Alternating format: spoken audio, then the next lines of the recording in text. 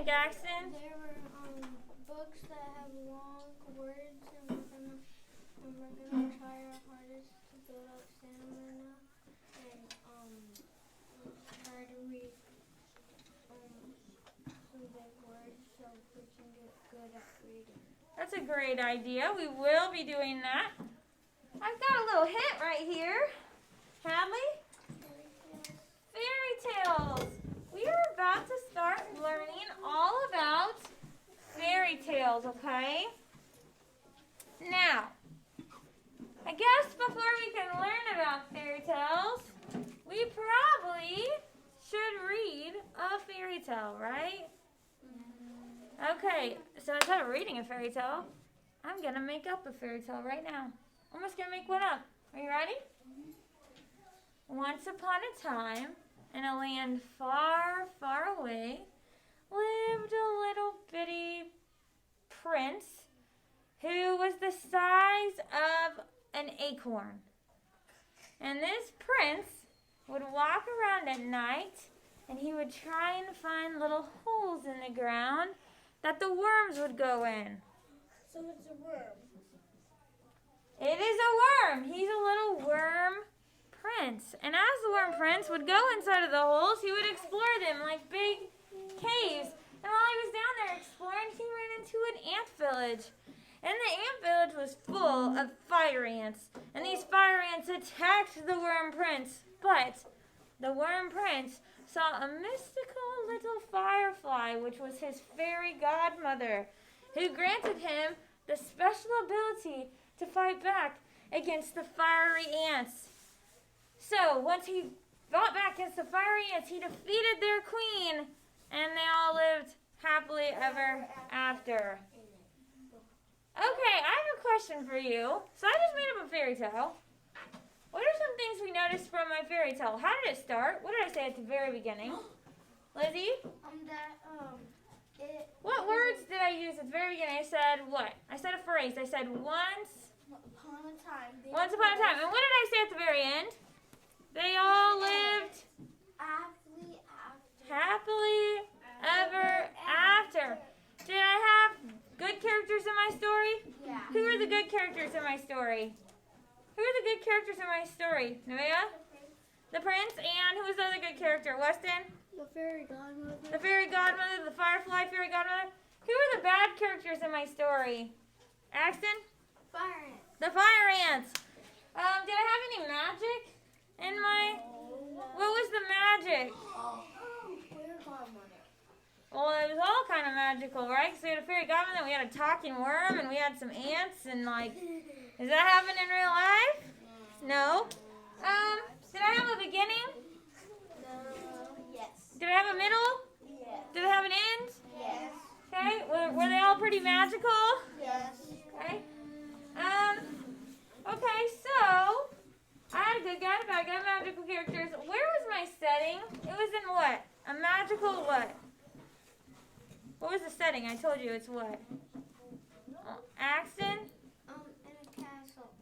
What is in a castle? Where was it? It was underground, inside of what? Zachary? I forgot. Tunnels, right? Little worm tunnels. In the earth. In the earth. Oh, because he's a worm. Because he's a worm. So, those are our elements of a fairy tale. A fairy tale has good guys and bad guys, magical characters. It has a magical setting, which we know is when and where, right? Or they could have only business. Yep, it has story events like the beginning, the middle, the end. It has magic. It's got usually some sort of a lesson, okay?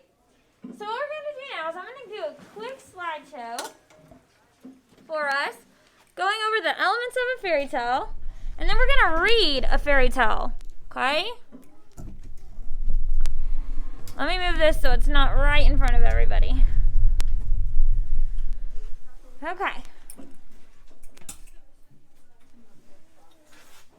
We're going to go over this slideshow, and then we're going to actually get to read a fairy tale.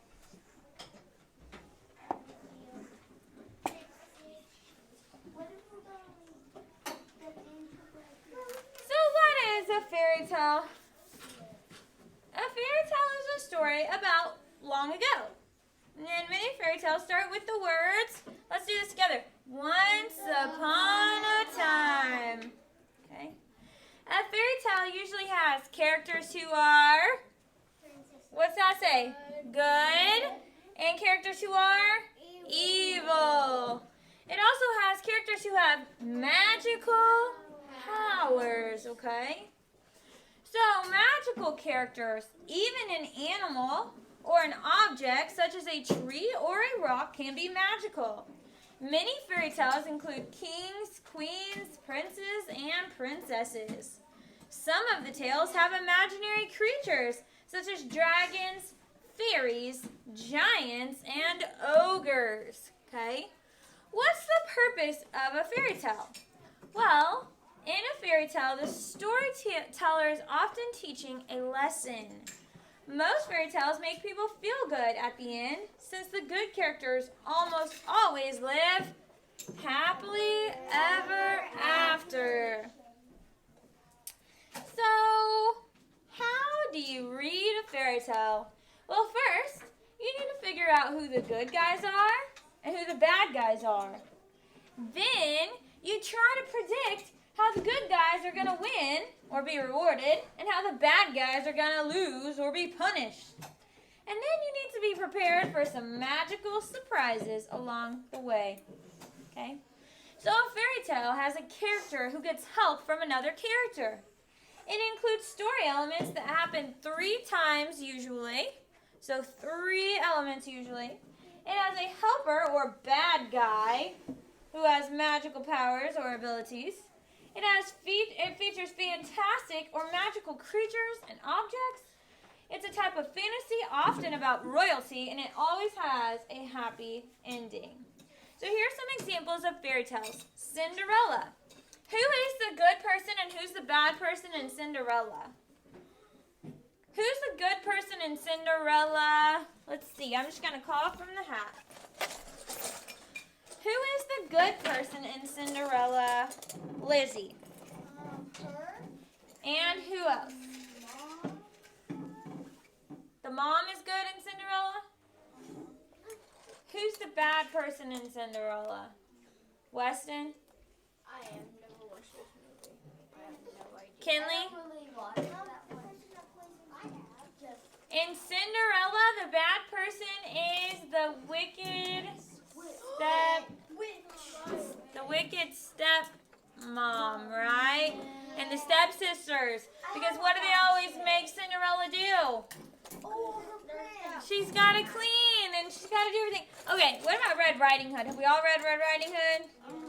Who's the good guy in Red Riding Hood? I don't know. I don't watch Red Riding Hood.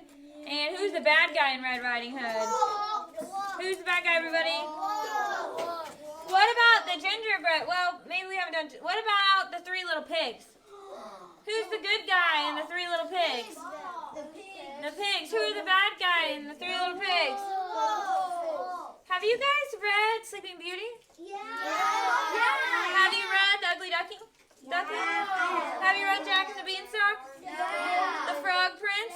No. Hansel and Gretel? Yeah. The 3 little pigs? Yeah. Snow White? Yeah. The Gingerbread Man? Yeah. Well, we're about to get to read some stories. I So, read the Frog Prince. what we're going to do now is I want you to mask up because we're going to the carpet.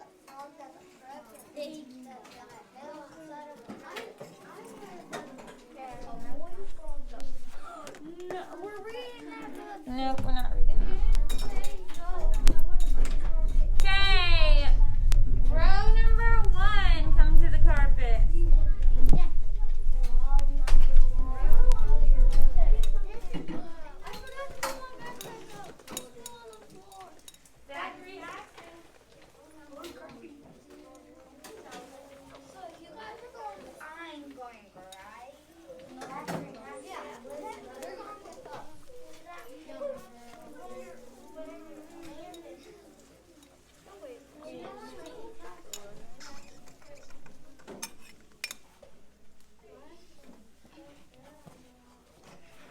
Okay, row 2, come to the carpet.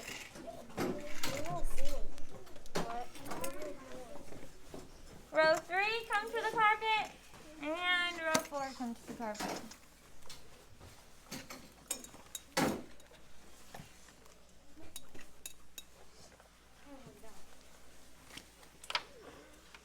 Okay. Since we really struggle to know Cinderella, that's the fairy tale that we're going to be reading is Cinderella. Okay? After we read the fairy tale Cinderella, we are going to be filling out. Hold on, I'll get it out for us.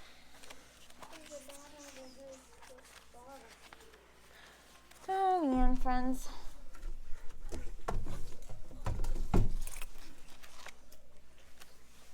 We are going to be filling out this worksheet over the setting, the good characters, the evil characters, the magical parts, the conflict, and the conclusion. Conflict means the problem, and conclusion means the solution or how it ended. We talked about that the other day a little bit. Okay? Okay. You ready? Mm-hmm. Cinderella.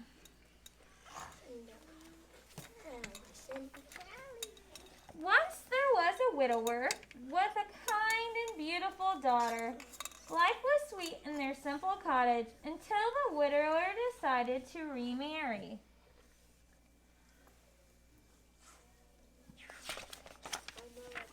Not knowing the ways of the world, he married a vain and horrid woman whose 2 daughters were as vain and horrid as she. What a stupid little house, they said. Kenley. Find a dot. Lizzie, no. The widower's daughter was made to work like a servant in her own house. She was soon run ragged, washing, ironing, scrubbing, dusting, and cooking heaps of food. The poor girl no longer had a bed of her own and had to sleep among the ashes and cinders. And from that time on, they called her Cinderella.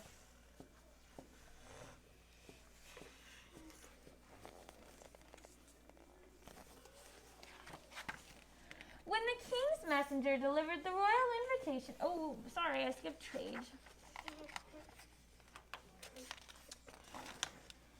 Now it happened that the king of the land had a handsome son.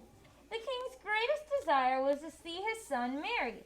He decided to give a ball and invite all the fair maidens of the realm.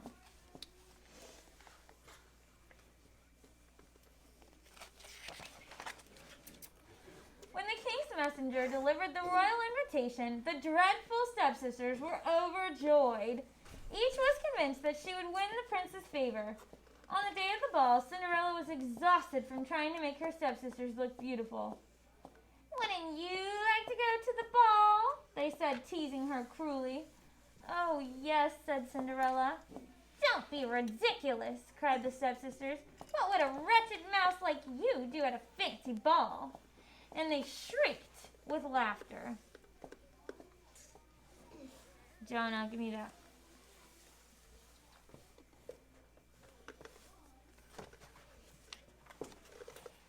Thinking themselves beautiful beyond words, the stepsisters left for the ball. "Don't be a lazy bones while we're away," they said to Cinderella. "And think about all the fun we'll be having." After her stepsisters had gone, Cinderella went about her chores. As she worked, she wept bitterly. "You look so miserable, child," said a kind voice. Who do you guys think the kind voice is? Jonah? Fairy godmother. Let's see if you're right. "Who are you?" said Cinderella. "I," replied the plump little woman, "am your fairy godmother. Please tell me, why are you crying?" "I want so much to go to the ball," said Cinderella. "That should not be too difficult to arrange," said the fairy godmother. "But you must do as I say. First, fetch me a nice big pumpkin from the garden." What do you guys think Cinderella's thinking right now? What is she probably thinking? Like, get you a pumpkin? What's she thinking, Lizzie? She was probably like, "What are we doing?" All right, let's see what happens. Cinderella brought the biggest pumpkin she could find. "No," said the fairy godmother. "I will require 6 white mice and a fine fat rat." Cinderella said the fairy godmother. They must have 2 lizards. You might look behind the watering pail. Cinderella did as she was told. I don't know about you guys, but I probably wouldn't be grabbing those lizards and rats. I would. Lizards. Me neither. I'll grab them. I would. Okay, friends. With a touch of her wand, the fairy godmother changed the pumpkin into a magnificent golden coach, the mice into 6 white horses, the rat into a jolly coachman, and the lizards into 2 sleek footmen. Lovely, the fairy godmother exclaimed. Off you go. Am I to go in rags? Said Cinderella. Silly me, said the fairy godmother. And she transformed Cinderella's filthy rags into an elegant gown, and on her feet placed a pair of sparkling glass slippers. Now you are ready, said the fairy godmother. But remember this, you must return home before the stroke of midnight, for then all of your finery will change back to what it was. Cinderella promised to obey, and then she was off to the ball. She's not gonna make it back.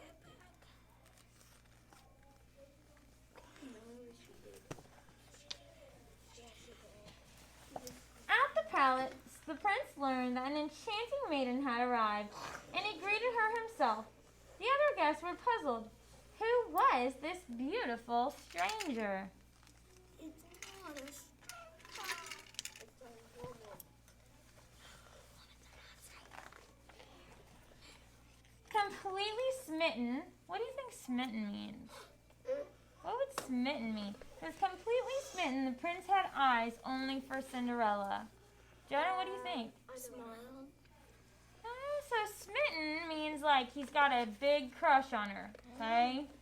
So that's what smitten would mean. He's got a crush on her. Completely smitten, the prince had eyes only for Cinderella. They danced every dance. Cinderella found herself deeply in love. She was so happy that she took no notice of the hour. Suddenly, the clock began to strike 12. What do you think's gonna happen? Hadley, what do you think's gonna happen? Okay, let's see if she's right. Remembering the warning, Cinderella ran from the prince's arms, out of the ballroom, and down the steps of the palace. In her haste, she lost one of the glass slippers. Wait! Wait! Cried the prince. I don't know your name!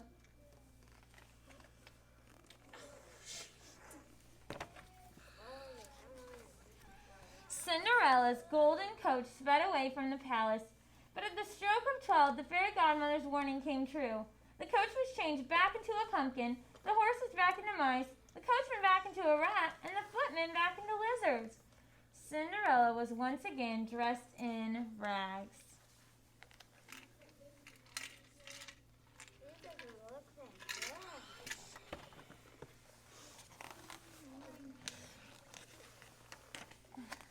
Discovering the tiny glass slipper, the prince vowed to find and marry the beautiful stranger. He traveled the kingdom far and wide, trying the slipper on every maiden's foot. But it fit no one. Finally, he arrived at Cinderella's house. Me first, cried the elder stepsister, extending her long, skinny foot. But she could manage to get only her toes into the slipper. My turn, cried the younger stepsister, thrusting her pudgy foot at the prince. She pushed and shoved, grunted and groaned, but the slipper would not fit. May I try it on? Said Cinderella, stepping out of the shadows. What's going to happen when Cinderella tries on the slipper? It's gonna fit. The glass slipper fit perfectly on Cinderella's tiny foot. I have found my princess, cried the prince. We shall wed tomorrow. On that festive day, the kingdom rejoiced. Generous and forgiving, Cinderella moved her family into the palace and found a lord of the court for each of her stepsisters to marry.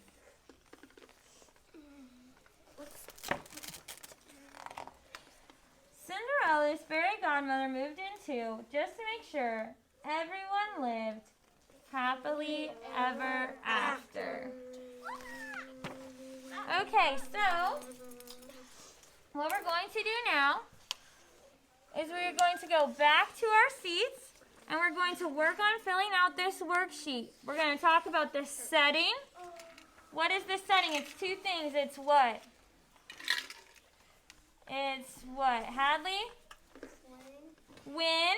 And what's the other one? What's the other one, Nevaeh? Win and?